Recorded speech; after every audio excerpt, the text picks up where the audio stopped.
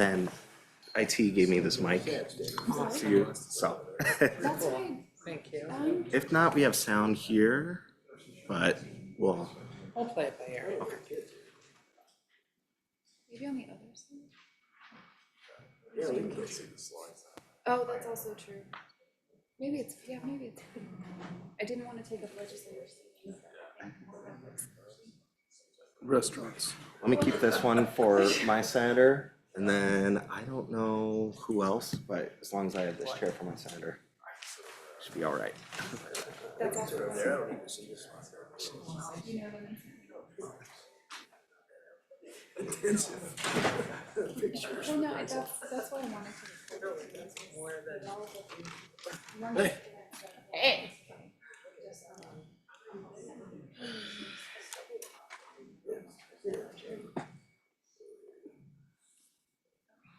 Did we have a preference against that?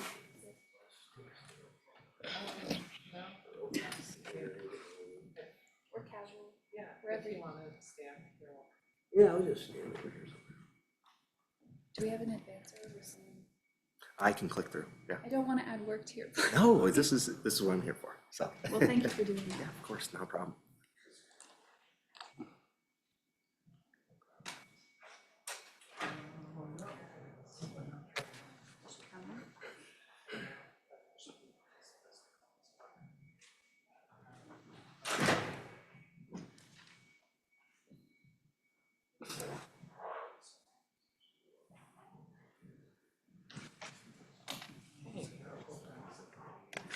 Oh, do you The want agenda. one? We have No, time. Where's Rep. McCormick? Yeah, do you know if she's coming? She was on. I was trying to find it, I was struggling. We're recording them over here. We haven't seen her yet, so. Why, do you want to just kick it off so it's noon? Yeah. Yeah. Okay. Do you want to? Well, good afternoon, everybody. We're just going to go ahead and get started for the sake of everybody's schedules. Thank you for coming. Thank you for attending. This is our second legislative workshop for the 2025 session. This is on behalf of the Colorado Water Congress and our partners, Water Education Colorado. We are going to be recording this today for the sake of everyone's schedules. Everybody's busy, so that we'll distribute the link afterwards and make sure that other legislators have the opportunity to watch this presentation on a very timely topic. I'll defer to Rico. See, I told Oh, you she was jumped coming. the gun. I'm sorry. Oh, no, I'm sorry, I'm late. Not at all. We do have food, snacks, and beverages for the legislators. We would ask those in the room. Food in the room is only for legislators. We're gonna bring everything out if there are extras, so just follow us out if you're hungry and want to grab a snack. Do you have anything that you want to share, Sabrina? Not really, just I'm Sabrina Skerma, Programs Director for Water Education Colorado. Thank you all for being here, and we look forward to a good training session, so. With that, I'd welcome our speakers up and Yeah. we'll get this going. Thank you, everybody. So, first off, I think so. okay, Yes. why don't you advance a couple? You got it. Okay, so my name's Evan Ela, and with the law firm, we call it Cater Law, but it's all our names in the string there. And we do water law and a lot of special district law, and primarily those two areas.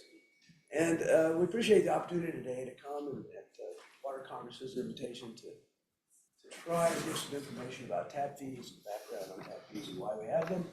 And some of my colleagues here will talk about how you set them and some of the nuances of that. You have it on? It's on. Beat me here. I did, barely. Everybody.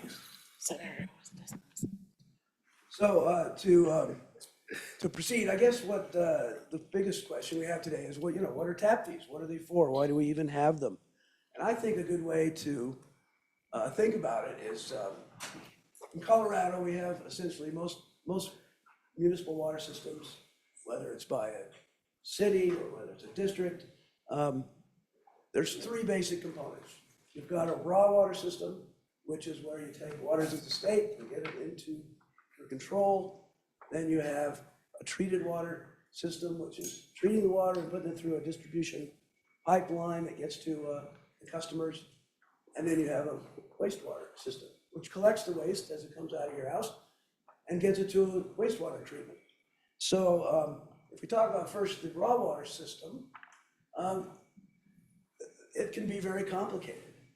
And it starts, of course, with a stream diversion, like we show here in the picture of a typical diversion down near Pagosa. And what gives you the right to take that water? Well, first you need water rights, obviously, and those you either acquire, typically you acquire them to get a senior priority, but you also appropriate a new water right for your municipal purpose. And so these incur costs, whether you're appropriating or whether you're buying. And the next big cost is to go to the water court. You could advance one slide here. Another big component of your raw water system is storage. In Colorado, we need to have storage in order to extend seasons, in order to get through drought periods. And this is an example of a reservoir that is not full, obviously, but the cost of building storage, of having storage in your system is a high cost.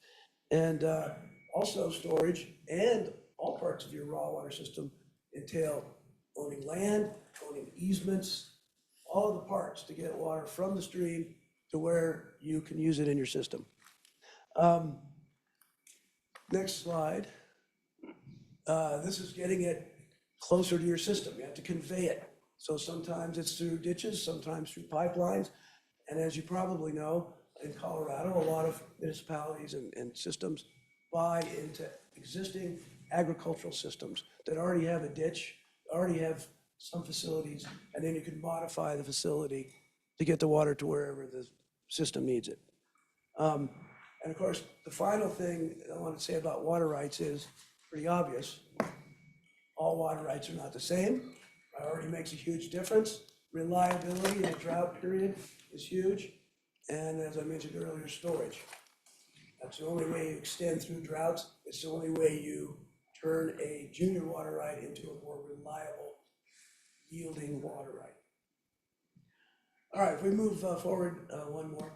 So what happens? You get this water from the waters of the state of Colorado, and you take it into your possession and run it through your water treatment plant. Well, yes. Were they giving you a mic for a reason? Can you not hear it? It's for Zoom. Oh, I'm sorry. Well, I'll try to speak up. okay, no, you're fine, thank you. So the second component of every system is a water treatment plant. So you need to take the raw water and put in, control the bacteria and so forth, settle the sediment and the sediment, excuse me. And there's many other constituents to worry about. And then from there, it goes into a net pipe network. This is an expensive investment for every district to build this pipe network and then to maintain it and operate it. And then the third component, if you advance again, is, like I mentioned, the sewage collection and then treatment. So another huge set of pipes to collect the wastewater and then to treat it. This is Metro, which is, of course, the biggest wastewater plant we have in the state. Okay, how do you finance all of this stuff? That's where tap fees come into play. And typically, some of our districts and some of our other clients have essentially 3 tap fees. You have a raw water tap fee or a water resources development fee or something like that, which is to cover some of these raw water system costs. And then you have a treated water tap fee, which is what most people are familiar with, which is associated with every house or every business. And it has, you pay that for that particular development. And third, you have a tap fee for the sewage collection and treatment. So if you think of these 3 components and then look across Colorado, there's a huge variety of how systems are done. City of Denver, City of Aurora, Colorado Springs, they have the full thing. Raw water system, treated water system, wastewater system. But so many of the more recent developments have to rely on contracts. They piggyback onto somebody else's raw water system or onto somebody else's treated water works or sewage. As you know, the Metro plant here is a combination of probably, 40-some entities that produce and provide wastewater to this entity. So when you talk about tap fees, generally, they're varied. I mean, a district in Lakewood that has a tap that provides treated water from Denver into their system and may or may not have to finance the pipe network and probably contracts the sewage either through a separate district to get it to Metro or some other arrangement. They may have a very limited tap fee. But a system like Denver or Colorado Springs, they have a big system development fee that tries to cover all of these aspects of the raw water as well as the treated water. So anyway, following me is, I think, Andrea, who's on the Zoom here, and she's going to talk a little bit about this, the existing legal framework for establishing tap fees. And then Bill Wambacher will follow and talk about some of the relative costs we've seen for these tap fees. So go ahead, Andrea. Thank you, Evan. I could share my screen if you prefer, or I can just ask for next slide as we go. Share screen? Okay. I will pull that up.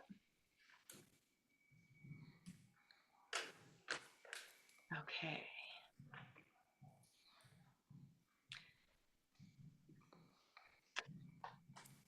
Okay, let's see. Can you see my screen? Yep. Okay. It's really perfect. small. How's that?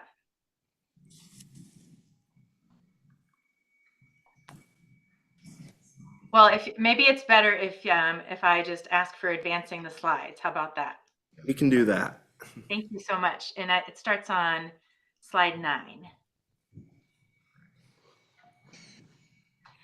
So I'm Andrea Carroll. I'm with the law firm Brannon Reich. We have a similar practice area as Evan's firm. We primarily do water rights work and represent governmental entities and work in related areas of the law. It should be the next one, number 9. And it starts with case law. So I just have a few slides on. I was just told we don't have your slides, so Oh, do we you will mind have screen you. sharing? Yeah, I was trying to screen share and I heard it was too small, so I'll try again.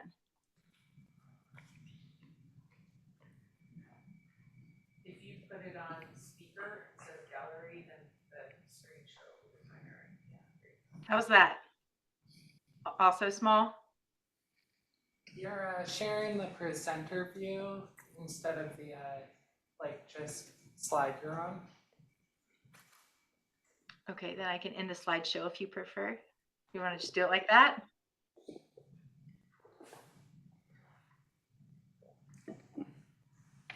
Well, now you can't see any of the slides. Can you go back to just the slides in general? Maybe we can see. Everybody maybe present bigger today for on Senate your Ag. end. Okay, I had it in. Well, I will. We don't have committee today. You don't? Tomorrow? We do Wednesdays upon adjournment, but we didn't have Oh. any today. Well, can you see that at least? When you were last week.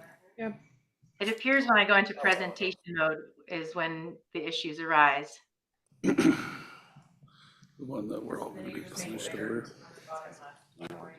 Well, we don't need slides anyway. We'll just talk through it. How about that? Okay, so sorry for the technical issues, and I would rather be in person with you all today, but had a conflict, so appreciate the opportunity to at least be involved remotely. So my first slide was about the case Krupp v. Breckenridge Sanitation District, and I just have a few slides on the existing case law to give us the landscape of the general rules governing how tap fees are set. So the basic rule from Krupp is that a service fee is designed to defray the cost of a particular governmental service. And so that amount must be reasonably related to the overall cost of the service. And Evan spoke about that when he was describing the different types of systems and different components. So it's that overall cost that has to be reasonably related to the fee. And a tap fee is a service fee. And in this Krupp case, the sanitation district, it had a plant investment fee, and that's basically the equivalent of the water tap fee for a water district. So same idea as a service fee to defray the cost of the service. And there's some interesting language in Krupp about mathematical exactitude not being required. And importantly, the setting of tap fees by a local government is a legislative action. And so legislative discretion is necessary in evaluating the lawfulness or the validity of that tap fee structure. So other important takeaways from CRUP were absent evidence to the contrary, a court will presume that a water district or water provider may rationally distinguish between different types of projects in setting its rates. So that's why you will have different categories and different types of fees in setting that structure. And finally, one other important takeaway from CRUP is that because it's a legislative function, the setting of tap fees, it involves many questions of judgment and discretion, and a court will not set aside that methodology chosen by the entity with rate-making authority unless it was inherently unsound. So that's the basic rule, and we see that general rule again in Bennett Bear, the Bennett Bear case, which you may have heard of. It's Bennett Bear Creek Farm. Oh, great. Thank you. Water and Sand District versus Denver. And again, this case just drives home the point about rate setting being a legislative action, and the rational basis test is the standard of review when there is a legal challenge to a fee. And another way to think of it is that rational relationship test. As long as the classifications are rationally related to a legitimate governmental purpose, then it should be upheld upon a challenge. And also we have here, I bolded this last point in the top section because I think it's a really important point here that the fees have to raise the revenue needed to do all of these things, to construct, to operate, repair, replace. As Evan mentioned at the very beginning, acquiring the water rights, also meeting bonded indebtedness requirements, and paying overhead and other costs of providing the service. And even it has here recovering an acceptable rate of return on the investment. So when you look at that list, it's by no means an exclusive list. There are other things as well, but it's really a system-wide perspective of the overarching cost of operating the system that needs to be recovered through the tap fee or the service fee. So another important aspect of the law governing tap fee setting is that consumers in the same class of service need to be subject to substantially similar rates. And so a government can have different classifications of service, but you need to have a rational basis for those or different classes.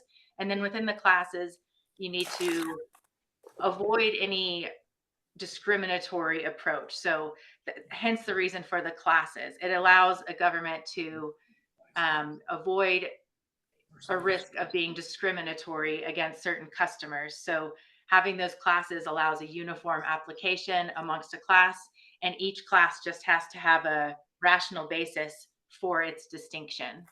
We can go to the next slide, please. This is just, I think, interesting because it's a recent case from the U.S. Supreme Court from last year, 2024, and it focuses on the takings aspect of fee setting and challenges that are based on taking a private property without just compensation, which is one way that folks can challenge a tap fee. But what was interesting here is in a concurring opinion by 3 of the justices, they noted that they have not yet, as a court, had the opportunity to make a decision about the common government practice of imposing fees that are based on reasonable formulas or schedules. As we were just discussing in Colorado, we have case law that does support that practice, that longstanding government practice. And we just covered that with CRUP and Bennett Bear. So just an interesting note that in Colorado, we do have that guidance. And one more slide, please. And finally, just taking these cases together and applying it in practice, the key takeaways for our case law in Colorado governing the setting of tap fees It's a legislatively adopted fee. So it's not a judicial or quasi-judicial or administrative action. Rather, it's legislative, and there's a public process with opportunities for public comment and public hearings. And as a result, those governmental entities do need discretion in their exercise of legislative actions. Number two is this key test that's really the crux of the law governing the setting of tap fees in Colorado. It has to be reasonably related to the overall cost of providing the government service. And so again, just driving home the point that it's a comprehensive, system-wide perspective of the cost to provide the service. So you could think of it from river to consumer. It's the entire service process of acquiring, operating, maintaining, improving facilities, or replacing them as needed over time. Say, for instance, if there are new regulatory requirements or water quality standards that have to be met and a plant needs an upgrade, or other regulatory changes that require a change in the capital components of the system. And another nuance of that it's important to think about is it can include upcoming costs over a planning horizon. So for example, if there's a capital improvement plan and it identifies a need to repair, replace, and a plant in the near future, that can be incorporated into the rational basis for a tap fee. And even administrative costs, paying for employees and basic administration, that can all be part of that reasonable basis of the cost that the tap fee is intended to recover. And so, as you can see on the last bullet on number 2, it's a different perspective than when you think about monthly water rates. So actually customers paying for the water that they're using and consuming and receiving at the faucet, which is often tiered based on that volume of usage. And that's more focused on the consumer. But these tap fees are looking at the overall system.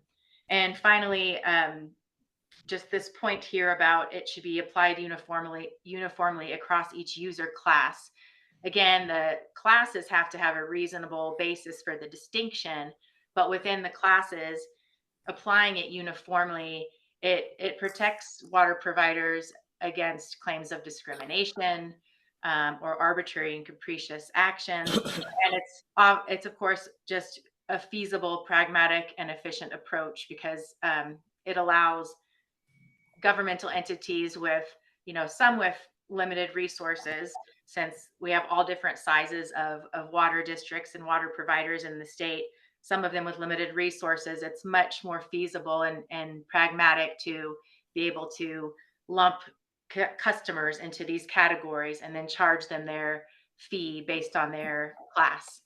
And my final note would just be that this landscape applies to all different types of districts and water providers. As Kevin was noting, we have very small districts and governmental entities with limited resources and maybe no full-time staff, all the way to very large and sophisticated providers in the state. And of course, even the geography and the water resources are varied. So we have very different situations across the state, but this test and this list of requirements here can apply to all of them and their unique circumstances as they arise. And that is all I have for you today. I will pass it off to Bill Wambacher, I believe, is next. Thank you so much.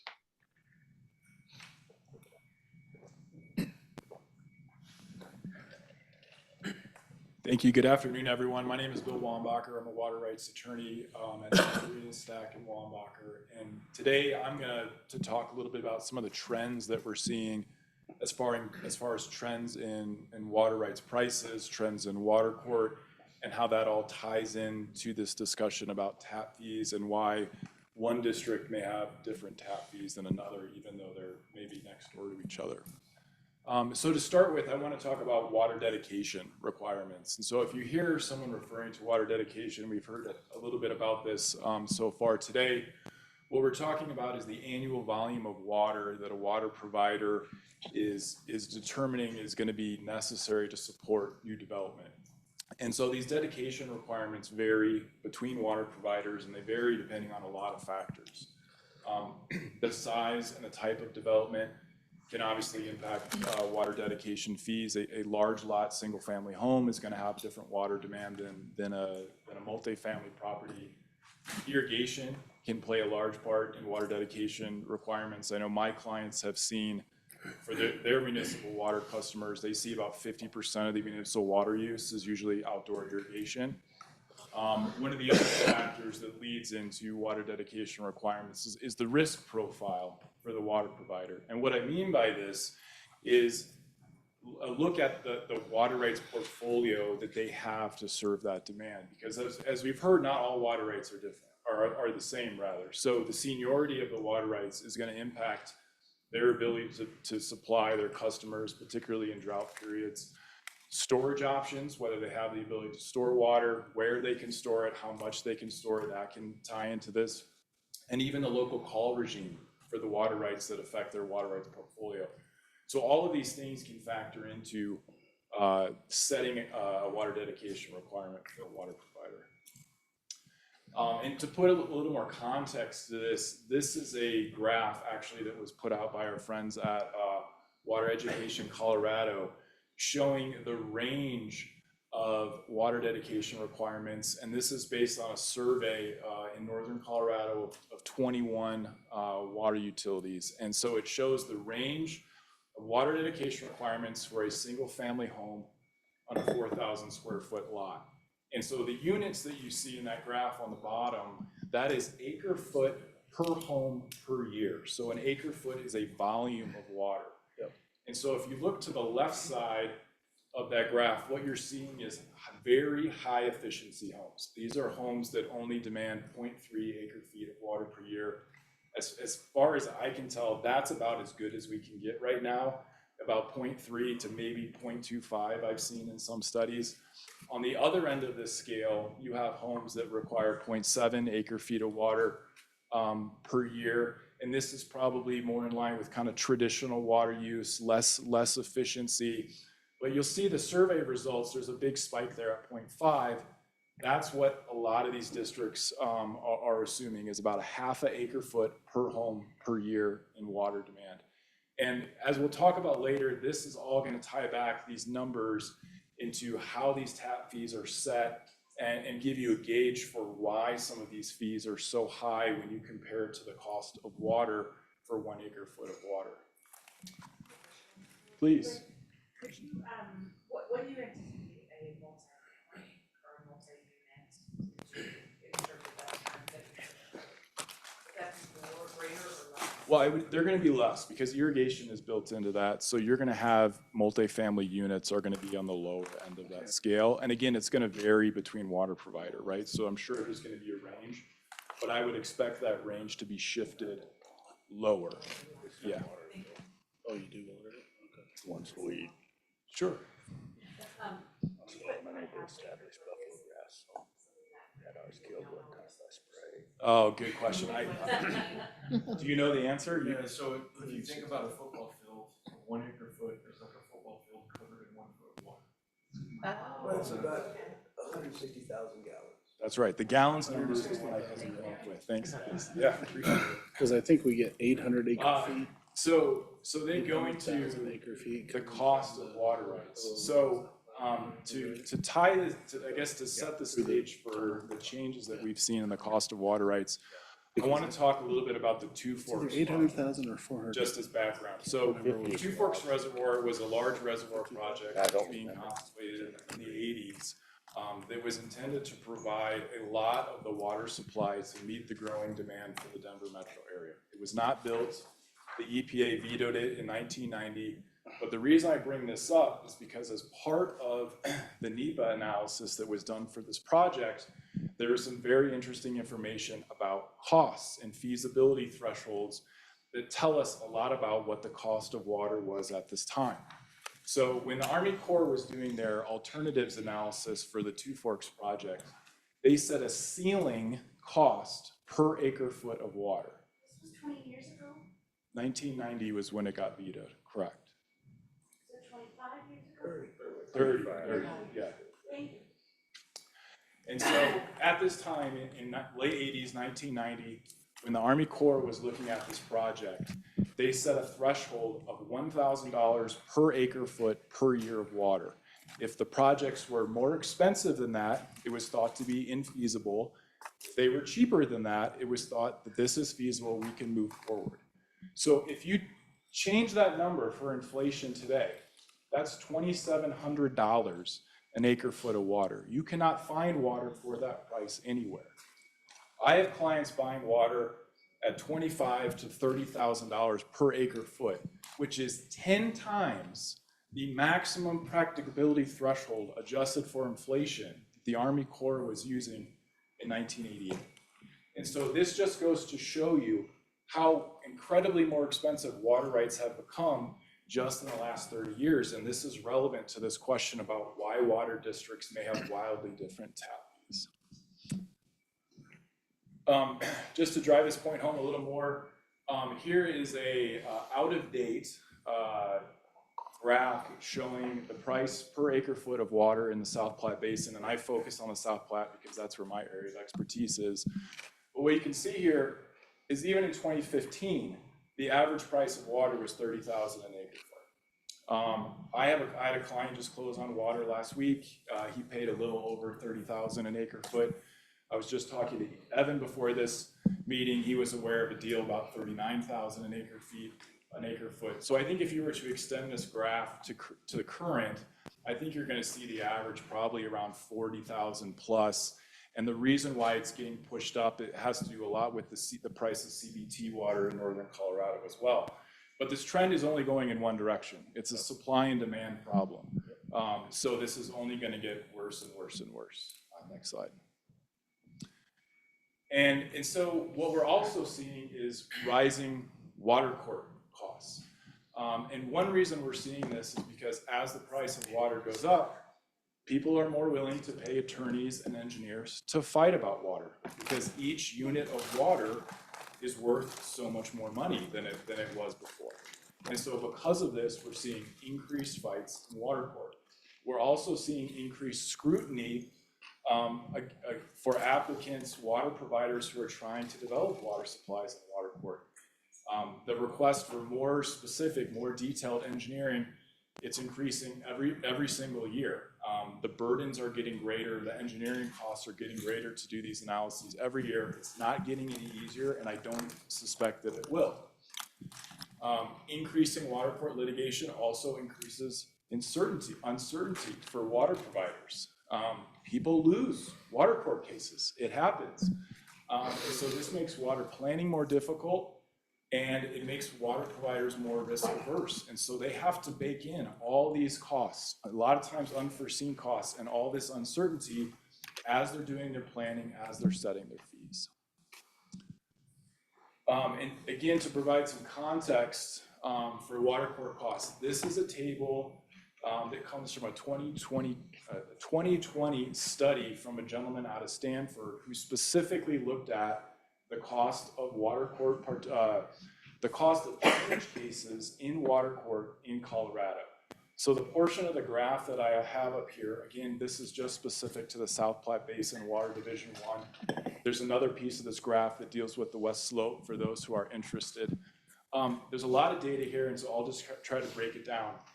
So what the rows are showing you is the cost to complete a change case depending on how deep you had to go into the water court process to resolve that case. So the green row is showing you the cost if there was no opposition and you were able to resolve it before the referee, which is incredibly rare in Water Division 1. It may be unheard of going forward. I mean, I haven't done one of those cases. And then in the red, the row in the red is showing you the cost if you have to go to trial and have a Supreme Court appeal. So those are the rows, and then the columns are showing you how this breaks down based on the volume of water that was involved in those cases. And so you can kind of see the effect of the economies of scale that's going on here. And then under those bolded numbers, it breaks this down into the cost per unit of water involved in those cases. And so again, we're talking about acre feet per year. And so this is the same unit that we're talking about purchasing water rights, the same unit that we're talking about for those water requirements. And so the bottom row there is showing you the averages. And so you can see there's a wide variation. We're looking at anywhere between $400 an acre foot for court costs, and this is legal and engineering costs, to tens of thousands of dollars an acre foot. These are all costs that go into tap fees and they get passed on to consumers. And I would also suggest that I think some of these costs are on the low side. A lot of the change cases that our firm does are in that 100 acre foot tier. And I think those are low numbers, but we get anywhere between 25 and 50 of those parties in every case that we file. Another thing I wanted to point out are some headwinds that we're seeing for large regional water projects. And this is relevant to this conversation because if you can build a larger project, you can benefit from economies of scale. You can probably develop those water supplies for less per unit of water than if you have to do smaller projects. But over the last few decades, we're seeing increasing headwinds that make those large projects infeasible or impossible in certain circumstances. So one example, in 1973, the state adopted 1041 permit. This is a process that allows counties to permit, to require permits for certain types of water development activities. We've seen this be a problem for the Thornton Pipeline. We've seen this be a problem for Aurora with its Homestay project. We've seen this be a problem for other Trans-Basin projects. We're also seeing major pushback, political, environmental pushback for additional Trans-Basin projects. As you guys may know, early in Colorado's history, most of the water developed for the Front Range was through Trans-Basin projects. We're not doing those anymore. I don't suspect that we will do many going forward. And so we also had a decision recently that took some very inexpensive water off the table. That was the Parker Water and Sanitation District v. Rhine decision, which now sets a cap for Denver Basin groundwater, which is water that's cheap to develop and now has a finite life. And so folks who have been using that water to supply their systems are likely going to be moving off of that, further increasing competition for reduced water supplies. And so the bottom line, and I've got one more slide, is what we're seeing now is smaller, more expensive projects because people are trying to avoid the risks and regulatory hurdles of these large projects, and that's driving up water development costs. So to bring this home, what does this mean for tap fees? So if you've got to pay $25,000 to $35,000 an acre foot for water, even if you are one of those high efficiency homes, that's $7,500 to $10,000 for your tap fee just for the water rights piece of this. If you're one of those more traditional water use homes, you're talking $15,000 to $25,000 just for the water rights. As we saw, water court costs can increase these tap fees by anywhere from $1,000 to $10,000 additional dollars per tap.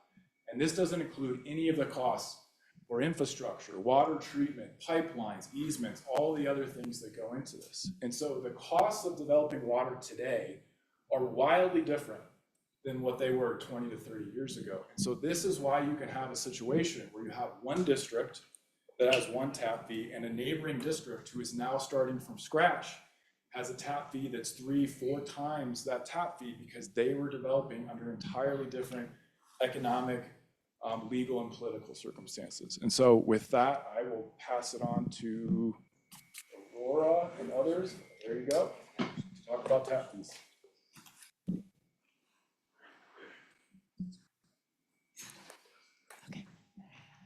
Well, good afternoon, everyone. My name is Catherine Lucaton, and I'm the Deputy Director of Financial Administration with Aurora Water. And I'm going to talk briefly about how Aurora Water sets our development fees, aka tap fees. Really, I'm not going to focus on the background, as you heard a lot about that, but I am going to focus on the different components that come into our tap fees and the methodology that we use. He's up on the screen and sitting right here. So development fees, connection fees, tap fees, a one-time charge as a condition to connect into the utility. They're only paid for new connections. It pays for infrastructure. And also it creates intergenerational equity. A lot of our ratepayers sort of front up the costs with taking on debt, et cetera, to be able to construct the infrastructure so that other developments can connect to the system. So the major components of our water's connection fee is the water resource fee. That's acquiring new water, certain new connections, the sources of supply and conveyance and storage, what we just heard about, the cost for the conveyance system or raw water system, storage, developing reservoirs, things like that. I think you're all familiar with the Prairie Waters project, those types of projects. Treatment and transmission, and then the transmission development, which is upsizing our current system to accommodate new connections. Really, the cost, as we all heard just now, about 80% of the water connection fee is comprised of the water resource costs and source supply costs, which are really water rights, sort of all of the legal and engineering costs that come with that, as well as the water right cost and water quality and all of those things. So really the majority of that cost is really related to those costs. So looking at Aurora, the water connection fee components, like I just mentioned, I just kind of like itemized them here and how we're looking at a gallons per day cost for the water resource fee, the source of supply. And so I just put in these numbers because it's easy to see where the majority of costs come from. And then treatment and transmission, and then finally the transmission development. We also assume around 26,000 per acre feet of water resource fee, which depending on where we purchase it, that may be higher up than that. So for our water, we used a couple years ago, I think it was in 2020, 2021, we changed our system to be a volumetric based TAPI. And so we use that TAPI based on certain assumptions. We have found that the bathroom, the number of bathrooms in the house corresponds really well with certain and how we set up those TAPIs. And so here are the assumptions that we have for a house a single family residential that has 1 or 2 bathrooms, 3 to 4 bathrooms, and then 5+. I don't know how many new developments have 5+ bathrooms, but there are some. And then we do assume an outdoor portion for a single family residential as well. So just to drive the point, to the next slide. We have, I think you can just keep going forward. Okay. Yeah, perfect. There you go. I do have a couple of examples just kind of showing the different components of the TAPI related to the size of the house as well as the lot size. And so for example, here we're looking at a single family residential, 3 bathrooms, 5,000 square foot lot. It assumes the indoor usage, and so you're just looking there at the connection fee just for the water usage, and then you take off the different components, the city sanitary sewer, of course, metro wastewater fee, the sewer interceptor, and then the stormwater development fee, and so all of the other components that come into the TAPI, and they're all calculated based on lot size or an SFRE, and so it's all very mathematical, and that's how we develop our TAPI for this example. Same thing, I wanted to drive the point that it is volumetric. So as you see a smaller lot size, then you are obviously the outdoor usage is going to be smaller. And so the indoor connection fee will remain the same based on the 3 bathroom, but then the outdoor fee will reduce, and some of the other ones are also going to change depending on the size of the lot. I also have another one here just showing for some of the smaller lot size as well, the fee, same thing. It's really the assumption of the outdoor use because the indoor use is pretty standard depending on the number of bathrooms. And then some of the fees are also pretty standard. And then I think this is the last one. And so we're looking also at a 3-bathroom with a 5,000 square foot lot, and some other different components as well. Same thing here. So I think that's all I have, unless there are any other questions. Yeah. Yep. You're talking about the tap fees. What, I'm assuming you have like the meter rate structure for use as well? Yeah, so that, Walk through that. yeah, so for the tap fees, it's connections, right? And so is the initial one, it's initial cost that you pay for the connection, and that's the tap fee. And so the rates would also be volumetric, but also depending on that. And so the city of Aurora has sort of a methodology. So we make certain assumptions of the usage for a single family home, for example, that has 2 bathrooms. And so we have 4 different rates, tiers. And so we have 0 to 5,000 gallons. And so that one, it's really for a small, usage. And then from there it goes up. So it's really volumetric. And so the more water you use, the more expensive your bill will actually be. And that's for single family residential. We also have multifamily, commercial and irrigation, and those accounts are actually subject to what we call a capital recovery surcharge, which is also, we make assumptions of the water, the capacity in the system that you paid into, and if you exceed that, then we tap in an additional fee for that as well. Does that help? Yeah. When we take into consideration any sort of on the tap fee side, obviously the user side, conservation, safety dollars. So if you're not using as much money, using as much water, you're not paying as much money. Is there anything that you look at on the tap fee side, or is it pretty much just your assumption of what the potential usage would be, and then savings on the user fee side? Well, so there's a couple of things, and I don't know if Marshall's on the line, he can probably talk more about that, but I'll tell you what I know. So the city of Aurora does have a conservation ordinance that we passed a couple years ago, sort of really restricting some of the uses of water in terms of, ornamental features and things like that. There are also like a guide for like multifamily development in terms of the outdoor size and sort of what the city is interested in permitting.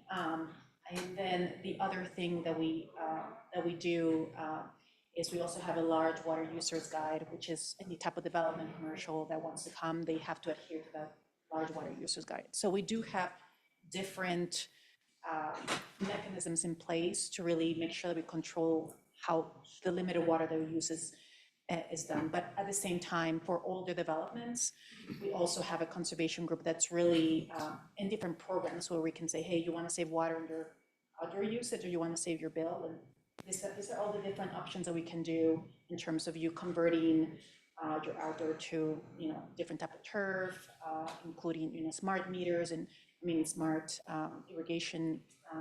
So there's a lot of different things that we can do to make sure that On the usage side.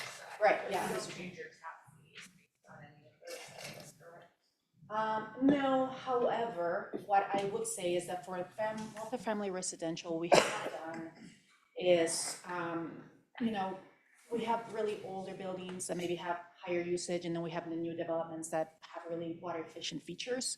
And so what we have been doing, have been working with developers to say, hey, this is the assumptions that we have in terms of what the water that you're going to use, and here will be your tap. Now, we do allow developers to come and say, hey, this is what we think we're going to use, and maybe it's a lower usage. And so we do develop what is called a domestic service allocation agreement. And so we say, okay, you are saying that you're going to use this amount of water.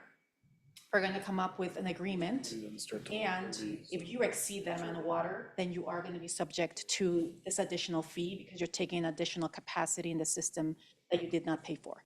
And so developers are able on the front side to be able to save that, but they need to be able to adhere to the usage that they say they're going to do. Otherwise, they are going to be subject to that surcharge. And the other thing that can happen is they can always come back and say, hey, we want to buy additional capacity in the system and pay for that additional amount. Yeah. So, The legislature has recently changed occupancy requirements. Single family, for example, we have additional dwelling units. There are limitations that have been removed in terms of the structure of who's in those. Have any of these assumptions been changed to take that increase in occupancy that's occurred? So not that I know of, but given that our rates are volumetric, you would assume that the more people that are in the house, the usage is gonna go up, right? And so we would recover that cost on the rate side. I think in terms of how that's gonna look like for in the future, I can tell you, but I do know that obviously if you have more people living in one house, then the usage of the indoor usage would increase. And so we would potentially recover those costs just on the actual water bill. And then in some of these smaller water districts, because of the increased capacity of large apartment complexes going in, for example, you could find situations where their actual usage, the number of people within the district might double or triple. Obviously, that's going to have a significant impact on cost. On the capital side, how do they account for that? That's a good question. I don't think that I'm the best person to answer that, but I think there's someone here that might be able to do that. I was going to ask, thank you, and really appreciate the presentation. This could be for anybody that presented. So there is a bill in the system right now about tap fees, just passed the House, coming over the Senate. 3 senators here, so we're a little less familiar with it. How is that bill going to impact this conversation, if at all? So not for rural water, because we're not a special district, you're a municipality, so we anticipate there's gonna be no impact, is that correct? Looking at you, For Aurora. for Aurora, Aurora, yes. specifically, Yeah, because we're not a special district. but- Curious about the larger ecosystem though. So I'll take that question first. So how it's gonna impact, I'm Lucas Hale, I'm with Whitefield Water and Sanitation District. We serve the unincorporated area of El Paso County, south of Colorado Springs. We serve just over 10,000 taps. We have about 25,000 customers. We serve both water and wastewater. So this bill would impact Whitefield. It would also impact all special districts that serve water or wastewater utilities in the state of Colorado. The big issue that I think that really impacts is that this has already been established. These processes have already been established. They've already been codified. I actually brought some show and tell, and they're codified in what's called the AWWA, which stands for American Water Works. This is a manual M1. There's actually a chapter in here. It's called Chapter 7.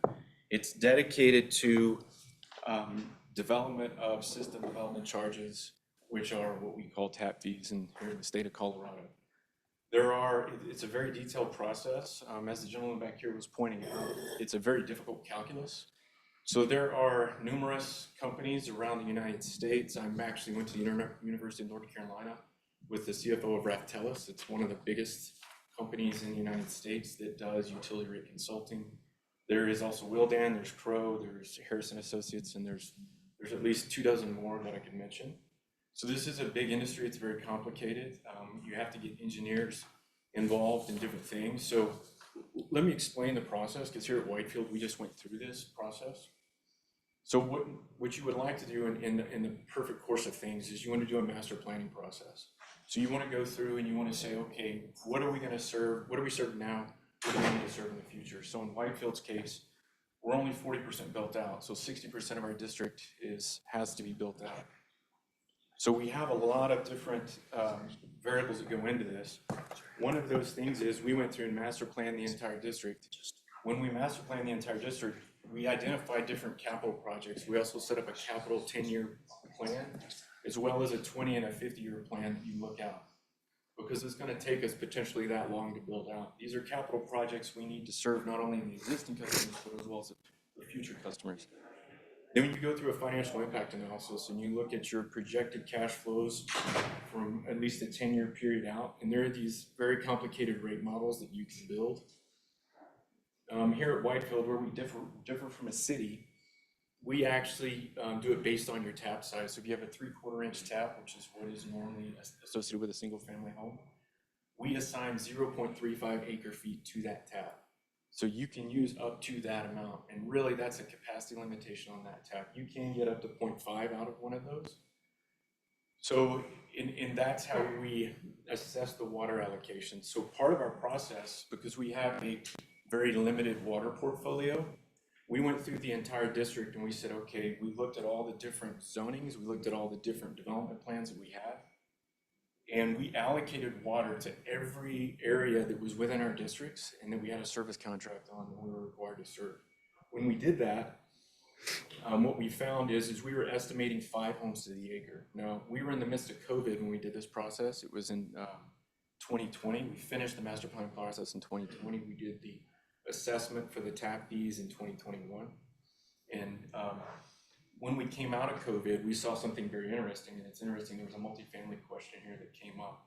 What we've seen is we've had numerous requests from developers to go from 5 homes to the acre to 8 homes to the acre. Now that changes your water usage profile on a per acre basis substantially. It also, in our situation, if we go to 8 homes to the acre, we don't have enough to serve all the ground that we have under contract, because we don't have enough water in our water portfolio. So that leaves 2 options. One, the developer consolidates the water they do have of 8 homes to the acre on a certain portion of the property, the rest of it is undevelopable, or they go find water and bring it to the district. For a district to go out and acquire water, it is a very difficult process.